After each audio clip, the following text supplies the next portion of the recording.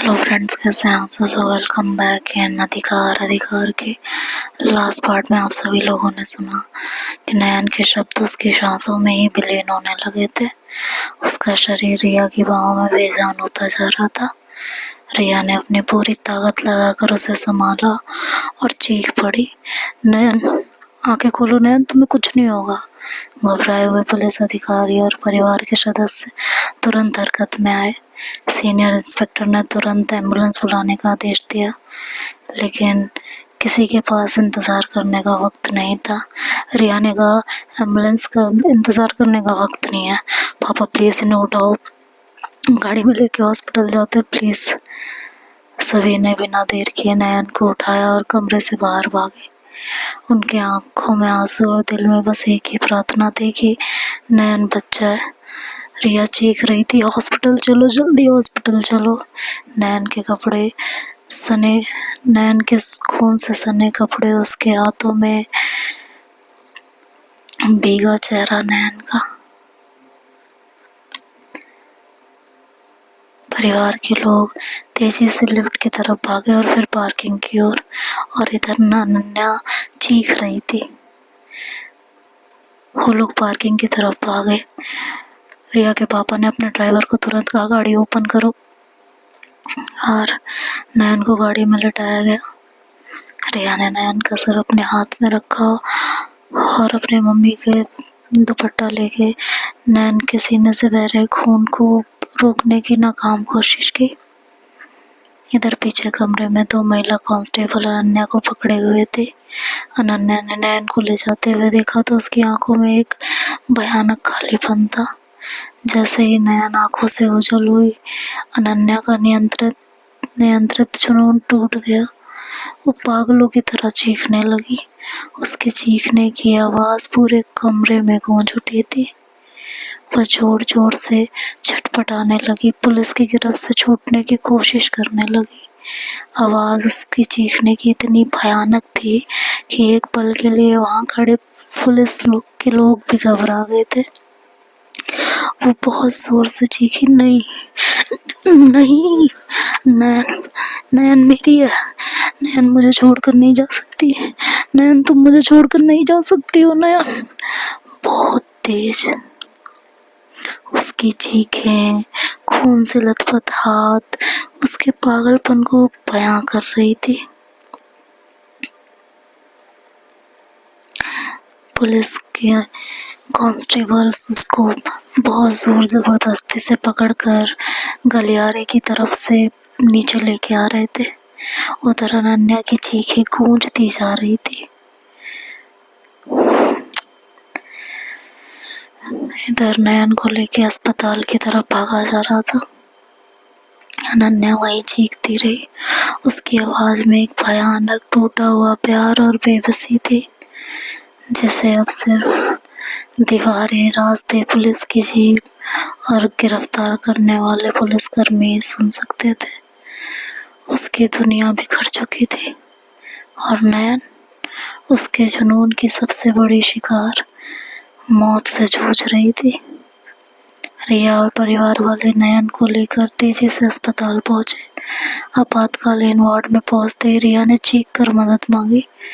नयन का शरीर, जो अभी भी रिया की बाहों में था, खून से लथपथ था। डॉक्टर और नर्सें तुरंत हरकत में आई। एक स्ट्रेचर लाया और नयन को उस पर लटाकर अंदर ले जाया गया। डॉक्टर ने गंभीरता से पूछा, क्या हुआ है?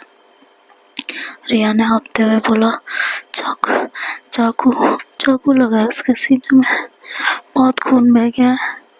उसके हाथ और कपड़े नयन के खून से सने थे। उसकी आंखों में आंसू और डर एक साथ झलक रहे थे। डॉक्टर की टीम नयन को तुरंत ऑपरेशन थिएटर में ले गई। दरवाजे के बाहर रिया, नयन के माता पिता और रिया के माता पिता बेसुध खड़े थे। हर गुजरता पल सदियों जैसा भारी लग रहा था। रिया को वो पल याद आ रहा था जब उसने नयन से कहा था कि अनन्या एक दोस्त बनकर उनके बीच आ रही है, और नयन ने उसे अनसुना कर दिया था। रिया खुद को कोसने लगी, काश मैं उसे छोड़ के नहीं आई होती। काश काश कि मैं उसके साथ रही होती। काश मैंने अनन्या के साथ उसे अकेला नहीं छोड़ा होता। इधर उसके माँ बाप उसे समझाने की कोशिश कर रहे थे, लेकिन रिया का आपा टूटता जा रहा था। उसने नयन की माँ फूट फूट कर रो रही थी, कह रही थी हमें क्यों नहीं पता चला कि अनन्या इतनी पागल हो चुकी है। नयन के पापा नयन की माँ को संभालने की कोशिश कर रहे थे, उनकी खुद की भी आंखें नम थी। रिया वहीं जमीन पर बैठ गई, अपना सर घुटनों में दबा लिया। उसके दिमाग में अनन्या की चीखें गूंज रही थी और नयन का बेजान चेहरा बार बार उसकी आंखों के सामने आ रहा था। उसे लग रहा था जैसे उसकी अपनी सांसें भी नयन के साथ रुक गई हो और बस मन ही मन एक ही चीज बड़बड़ा रही थी, नयन प्लीज तुम ठीक हो जाना, मैं तुम्हारे बिना नहीं जी पाऊंगी। आई एम सॉरी नयन कि मैंने तुम्हें अकेला छोड़ा, नयन प्लीज। घंटों बीत गए थे। ऑपरेशन थिएटर के बाहर सन्नाटा छाया हुआ था। सिर्फ मशीनों की बीप बीप की आवाजें ही सुनाई दे रही थी। हर कोई उम्मीद और डर के बीच झूल रहा था। उन्हें नहीं पता था कि अंदर नयन मौत से लड़ रही थी या मौत ने उसे गले लगा लिया था। इसी बीच पुलिस की गाड़ी में अनन्या को थाने ले जाया जा रहा था। वो अभी भी पागलों की तरह बड़बड़ा रही थी, मेरी नयन, वो मेरी है, तुम सबने उसे मुझसे छीन लिया, मैं ऐसा होने नहीं दूंगी। उसकी आवाज में गुस्सा, दर्द और एक अजीब सा पागलपन था। महिला कांस्टेबल उसे शांत कराने की कोशिश कर रही थी, पर वो किसी को सुनने की तैयार नहीं थी। उसका चेहरा आंसू और बहके हुए एहसासों से भरा हुआ था, जो उसके गहरे जुनून और मानसिक कंडीशन को दर्शा रहा था। उसके लिए नयन सिर्फ एक लड़की नहीं थी, बल्कि उसका पूरा अस्तित्व था, और अब वह अस्तित्व उससे दूर जा रहा था, चाहे वह मर कर ही क्यों ना जाए। अस्पताल में एक नर्स ऑपरेशन थिएटर से बाहर आई तो रिया और नयन के माता पिता तुरंत उसकी ओर दौड़े। डॉक्टर ने कुछ कहा? नयन कैसी है? रिया ने पूछा। नयन की माँ ने उम्मीद भरी नजरों से देखा। नर्स के चेहरे पर कोई एक्सप्रेशंस नहीं थे। उनके अंदर की बेचैनी और बढ़ गई। उसने कहा, अभी कुछ नहीं कह सकते, खून बहुत ज्यादा बह गया है, सांसें थम रही हैं, ऐसा लग रहा है सामने वाले ने जीने की कोशिश ही छोड़ दी है, अभी कुछ नहीं कह पाएंगे। यह सुनकर सबकी सांसें अटक गई थी। रिया के मुंह से एक जोरदार चीख निकली। वो जैसे खुद को ही ना मार डाले, उसकी ऐसी हालत हो रही थी। उसका दिमाग खराब हो रहा था। उसे नहीं समझ में आ रहा था कि क्या किया जाए। नर्स के जाते ही कुछ पलों में ऑपरेशन थिएटर का दरवाजा फिर खुला और डॉक्टर बाहर आए। उनके चेहरे पर थकान थी और आंखों में निराशा। रिया ने उठते ही कांपती आवाज में पूछा, डॉक्टर, नयन नयन कैसे है? नयन के माँ ने भी हाथ छोड़ दिए। डॉक्टर ने गहरी सांस ली और कहा, ब्लड तो रोक दिया है, लेकिन अभी कुछ कह नहीं सकते, खून बहुत बह गया है, घाव काफी गहरा है, ब्लीडिंग रोक दी है लेकिन खतरे से बाहर नहीं है, क्रिटिकल है कंडीशन, बहुत ज्यादा। 48 घंटे बहुत क्रूशियल है।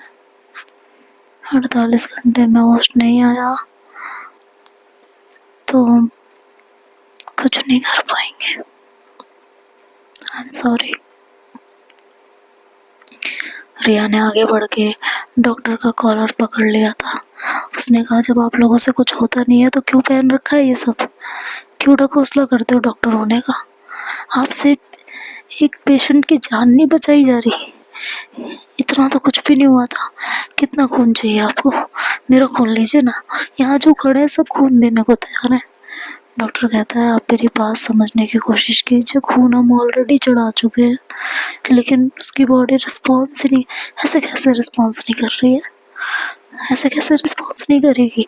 यहाँ बाहर खड़ा हर इंसान उससे मिलने की उम्मीद लगाए बैठा है, और आप है कि कह रहे हो कि उसकी बॉडी रिस्पॉन्स नहीं कर रही। हम सबकी सांसें उसके साथ चलती हैं। ऐसा नहीं हो सकता। आप ऐसा कैसे कह सकते हो? डॉक्टर अपना कॉलर रिया के हाथ से छुड़वाता है और कहता है, आई एम सो सॉरी, मैं इसमें आपकी कोई मदद नहीं कर सकता। मैंने अपनी तरफ से पूरी कोशिश की है। अब 48 घंटे बाद ही हम कुछ कह सकते हैं। ये कह के डॉक्टर वहाँ से चला गया था। रिया और रिया के परिवार वाले, नयन के फैमिली वाले सब परेशान थे। इधर श्रेया को भी खबर पता चल गई थी। वो भी अपने पेरेंट्स के साथ दौड़ते भागते हॉस्पिटल पहुंच गई थी। रिया ने जैसे ही श्रेया को देखा, उसके गले लग फूट फूट रोने लगी। उसने कहा, श्रेया मेरी गलती है, सारी गलती मेरी है। मुझे उसे अकेला नहीं छोड़ना चाहिए था। मैं अगर उसे छोड़ के नहीं आई होती तो आज ये सब नहीं होता। कैसा प्यार था मेरा, जो मैं उसे समझ ही नहीं पाई। मेरा दर्द उसकी जान से बड़ा कैसे हो गया।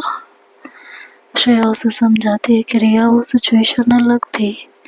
तुमने अपनी तरफ से पूरी कोशिश की है ना।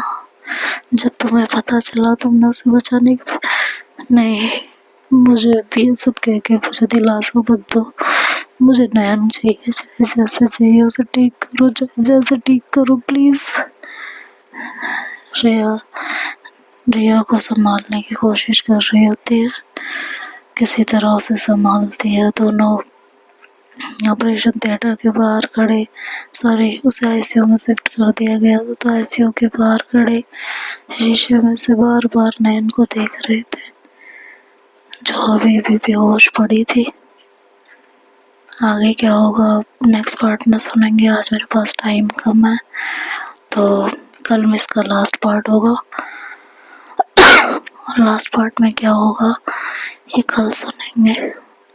अनन्या अभी और क्या करती है और रिया की जिंदगी क्या मोड़ लेती है, ये हम नेक्स्ट पार्ट में सुनेंगे। तब तक के लिए बाय बाय, टेक केयर।